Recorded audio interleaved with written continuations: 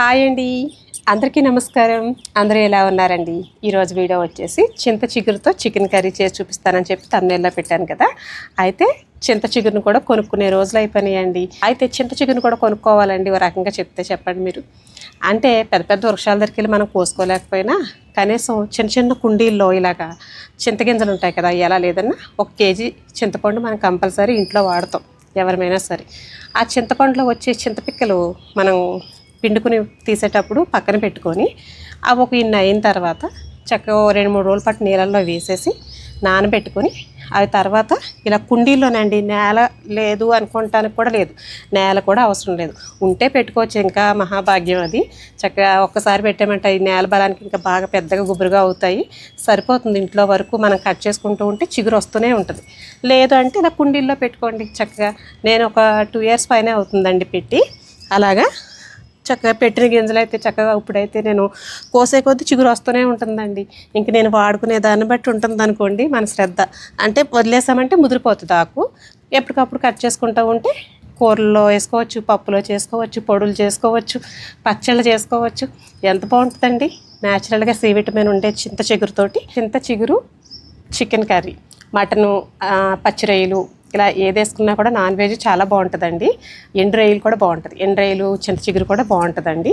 అయితే ఇప్పుడు నేను చింత గింజలు నేను కొన్ని తీసి పక్కన పెట్టుకున్నాను. ఆల్రెడీ నాకు 2 ట్రేల్లో ఉన్నాయండి. ఒక ట్రే కింద ఉంటుంది, ఒక ట్రే కింద పైన ఉంటుంది. అయితే ఇప్పుడు ఇంకొన్ని గింజలు అయితే తీసుకున్నాను. సరే ఉంటాయి కదా అని చెప్పేసి అవి కూడా పెట్టి చూపిస్తానండి. ఇప్పుడైతే నేను నానబెట్టలేదు, నానబెట్టకపోయినా కూడా మనకి గింజలు ఈజీగా వచ్చేస్తాయండి. ఎందుకంటే ఇప్పుడు ముసురు పడుతుంది కదా, వర్షాకాలం కదా, ఈ నాని ఉంటుంది కదా మట్టి, ఈజీగా వచ్చేస్తుంది. మామూలు అప్పుడు మాత్రం మనం కొంచెం నానబెట్టి 2 రోజుల పాటు నానబెట్టిన తర్వాత పెట్టుకుంటే తొందరగా మనకు వస్తుంది అన్నమాట. చూపిస్తానండి. అలాగే చింత చిగురు కూడా కట్ చేసుకుందాం. మరి చింత గింజలు కూడా మనకి చింతగింజల పొడి కూడా ఏవైనా మనకి వాటరు చెడుగా ఉంటే కనుక అదే మంచిగా ఫిల్టర్ చేయని వాటర్ అది ఉంటుంది కదండి, ఆ వాటర్ని కూడా ఇది ఫిల్టర్ చేస్తుందంటండి.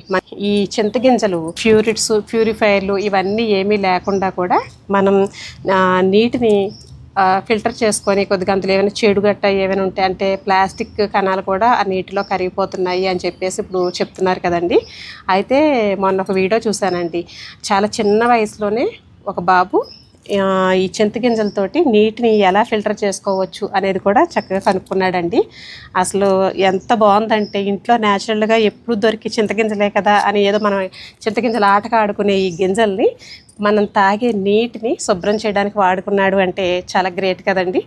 అయితే ఈ గింజలు పొడి చేసేసి ఏమైనా మామూలుగా మనకి దగ్గర ఉన్న నీళ్ళని ఫిల్టర్ చేయాలంటే ఆ నీళ్ళల్లో ఈ గింజల పౌడర్ వేసేస్తే కిందకి ఏమైనా మనకి అందులో ప్లాస్టిక్ అలాంటి కణాలు ఏమైనా ఉంటే కనుక డస్ట్ లాంటిది కిందకి వెళ్ళిపోతుందండి. పైకి మనకి ఫిల్టర్ అనేది పైకి ఫిల్టర్ చేసిన వాటర్ లాగా పైకి వచ్చేస్తుంది అన్నమాట. కిందంతా మలినం ఉంటుంది. బాగుందండి, చిట్కా మాత్రం చాలా బాగుంది. మీకు ఎప్పుడైనా వీలైతే కనుక ట్రై చేసి చూడండి. అయితే ఇప్పుడు ఈ గింజలు అయితే నేను నానబెట్టలేదు అన్నాను కదా, ఇప్పుడు ఈ ముందైతే చింతకూర కోసేసుకుందాము. చూడండి ఎంత బాగా వచ్చిందో. ఇదిగోండి,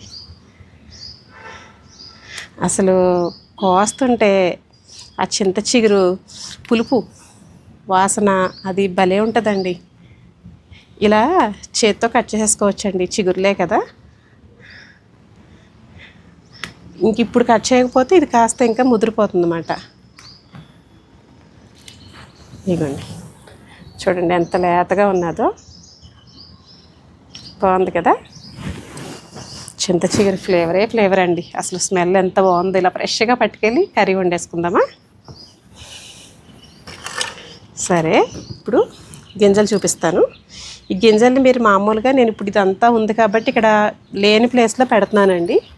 ముక్కలు ఇలాగా ఈ గింజల్ని ఇలాగా నాటేసుకోవడమే. కొంచెం దూరంగా పెట్టేసుకుంటే సరిపోతుంది. మళ్ళీ ఇంకొక ట్రేలో ఎందుకులే, మళ్ళీ అందులో కూడా మొక్కలు వేరే ఉన్నాయి కదా వేసుకుందామని చెప్పి ఖాళీగా ఉన్న ప్లేస్లో ఇదే ట్రేలో పెట్టేస్తున్నానండి. ముందు వెనక వస్తూ ఉంటుంది అంతే తేడా. ఒక చెటాకు చింత చిగురిని 50 రూపాయలు చేసి అమ్ముతున్నారండి. ఇక్కడ మాకు హైదరాబాద్లో అయితే గుప్పిడి వస్తుంది అన్నమాట, అంతే ఖచ్చితంగా. అయితే దానికి తోడు మన కుండీలో ఉన్నది పైది కిందది కూడా తుంచుకొని మొత్తం అవన్నీ కలిపి క్లీన్ చేసుకున్న తర్వాత ఇప్పుడైతే నేను కూరకి ప్రిపేర్ చేసుకుంటున్నానండి. ముందుగా అయితే చికెన్ని మ్యాగ్నేట్ చేసి పెట్టేశాను. కాకపోతే చింత చిగురిని క్లీన్ చేసుకునే పద్ధతి ఇంకొకటండి. ఇదిగోండి ఇప్పుడు చూపిస్తున్న విధంగా చింత చిగురిని నలుపుకోవాలన్నమాట బాగా. ఇలా నలిపితే మనకి కాడలు ఆకులు సపరేట్ అయిపోతాయండి. అప్పుడు ఆ చింత చిగురు పైన ఉన్న కాడలన్నీ కూడా తీసేసుకోవచ్చు. ఆకు మాత్రమే మనం దీనికి వాడుకుంటాం అన్నమాట. అయితే ఇలా క్లీన్ చేసి పెట్టుకున్నాను కదా, ఇంక ముందు మనం కడుక్కున్నాం కాబట్టి ఇప్పుడు ఏమి మళ్ళీ కడగాల్సిన పని అయితే లేదండి. ఇప్పుడు ఒక గిన్నె పెట్టుకొని చక్కగా స్టవ్ వెలిగించుకొని కర్రీ అయితే చేసేసుకుందామా. ఆయిల్ వేసుకుందామండి. ముందుగా ఆయిల్ వేడెక్కిన తర్వాత కొంచెం కరివేపాకు కాస్త చిటపటమన్న తర్వాత నేను 1/2 కేజీకి కొంచెం తక్కువ ఉంటుందండి చికెను. ఇంకా పులుపు ఉంటుంది కాబట్టి మనకి చింత చిగురు 2 పెద్ద ఉల్లిపాయలను అయితే ముక్కలు కట్ చేసి వేసుకున్నాను. ఇవి ఒకసారి బాగా కలిపిన తర్వాత ఇందులో ఇవి మగ్గడానికి సరిపడా సాల్ట్ అయితే వేసుకుంటున్నాను. సాల్ట్ కొంచెం ఎక్కువే పడుతుందండి, పులుపు కదా మనకి చింత చిగురు. ఉప్పు కారాలు ఎక్కువే పడతాయి అన్నమాట. పచ్చిమిరపకాయ ముక్కలు కూడా వేసుకొని చక్కగా వేయించుకున్న తర్వాత ఇందులోను అల్లం వెల్లిపాయ పేస్ట్ అండి. నేను చికెన్లో కాస్త వేసాను. ఇప్పుడు 1 టేబుల్ స్పూన్ అంతా ఇందులో వేసుకుంటున్నాను. ఇది పచ్చివాసన పోయే వరకు వేయించుకున్నాక కాస్త పసుపు కూడా వేసుకొని ఇందులో ముందుగా మ్యాగ్నేట్ చేసి పెట్టుకున్న చికెన్ వేసుకుంటున్నానండి. ఇది బాగా కలుపుకున్న తర్వాత దీన్ని మూత పెట్టేసి చికెన్లోంచి వాటర్ వచ్చే వరకు కూడా చక్కగా ఒక 10 నిమిషాల పాటు మీడియం మంట మీద నిదానంగా మగ్గనిద్దామండి. ఇలా మగ్గిన చికెన్ అయితే చూద్దామా. ఇదిగోండి చికెన్లోంచి వాటర్ అంతా బయటకు వచ్చింది కదా, ఒకసారి బాగా కలుపుకుందాము. ముందుగా మ్యాగ్నేట్ చేసి పెట్టడం వల్ల ఉప్పు కారాలు అవి చికెన్కి పట్టి తొందరగా కూడా ఉడికిపోద్దండి. మనకి ఒక 50% చక్కగా ముందు ఇందులోనే మగ్గించడంలోనే ఉడికిపోతుంది చికెను. ఇప్పుడు క్లీన్ చేసి పెట్టుకున్న చింతాకునైతే వేసేసుకుందాం. ఇది మనకి పులుపు కాబట్టి చింతాకు వేయగానే మనకి మటన్ అయినా చికెన్ అయినా రొయ్య అయినా కొంచెం బిగుసుకున్నట్టు అవుతుంది. అంటే ఉడకదు అని అంటారు, పులుపు తగిలితే గమ్మున ఉడకదు అంటారు. కాబట్టి ముందుగానే వీటిని ఇలాగా చక్కగా మగ్గించుకోవాలండి. ఇంకా మనకి పులుపు వేసిన తర్వాత మిగతా పోర్షన్ ఉడుకుతుంది కాబట్టి కరెక్ట్గా మనకి ముక్క అనేది ఉడికిపోతుంది అన్నమాట. ఇప్పుడు కర్రీకి కావాల్సిన కారం అయితే వేసుకుందామండి. ఇప్పుడు ఒకసారి బాగా కలుపుకొని మూత పెట్టేద్దాము. ఉప్పు కారాలు పులుపులు అన్నీ కూడా చూడండి చక్కగా పట్టేసి కూర అయితే భలే ఉంటుందండి. పుల్లగా కారంగా ఆ ముక్కకు పట్టి టేస్ట్ అయితే వేరే లెవెల్ ఉంటుంది అనుకోండి. చింత చిగురు కాంబినేషన్ ఏదైనా సరే. ఇంకా గ్రేవీకి సరిపడా నీళ్లు పోసుకున్న తర్వాత దీన్ని నిదానంగా మీడియం మంట మీదే పెట్టేసి ఒక 10 నిమిషాల పాటు ఉడకనిద్దాము. ఇంకా ఇప్పుడు ఒకసారి తీసుకొని మధ్యలోను ఇందులో మనం గరం మసాలా ధనియాల పొడి వేసుకుందామండి. 1 టేబుల్ స్పూన్ అంత ధనియాల పొడి, ఒక 1/2 టేబుల్ స్పూన్ అంతా గరం మసాలా వేసుకొని ఒకసారి బాగా కలుపుకొని మూత పెట్టేద్దామండి.